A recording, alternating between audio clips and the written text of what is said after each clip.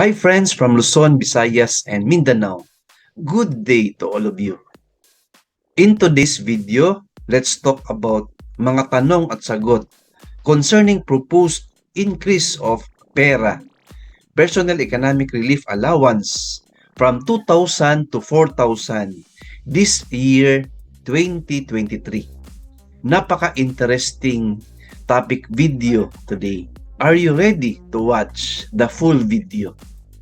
If yes, so let's get started. So let's start with question number 1. Ano ang latest update ng proposed increase ng pera or Personal Economic Release Allowance from 2,000 to 4,000 this year 2023?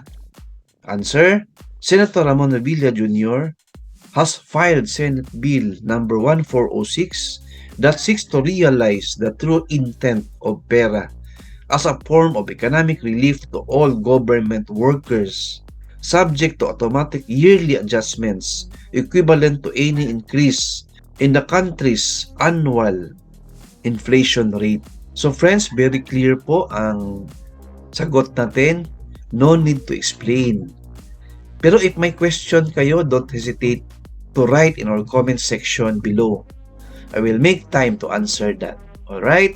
Moving forward to question number 2. Malaki ba ang chance na ma-approve ang proposed increase ng pera this year, 2023?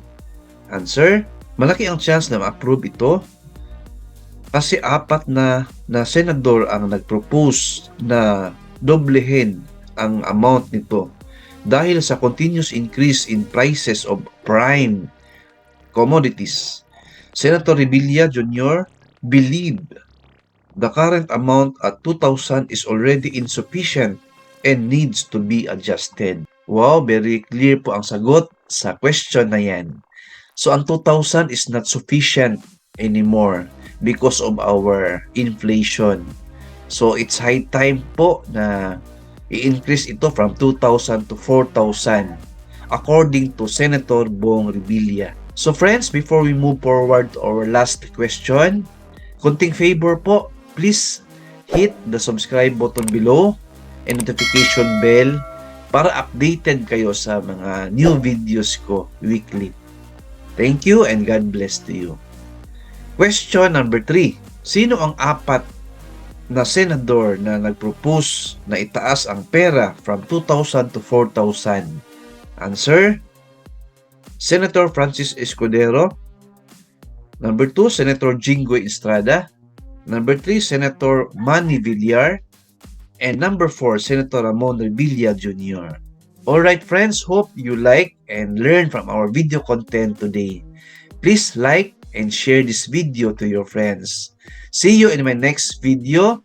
Thank you, God bless, and 2 thumbs up.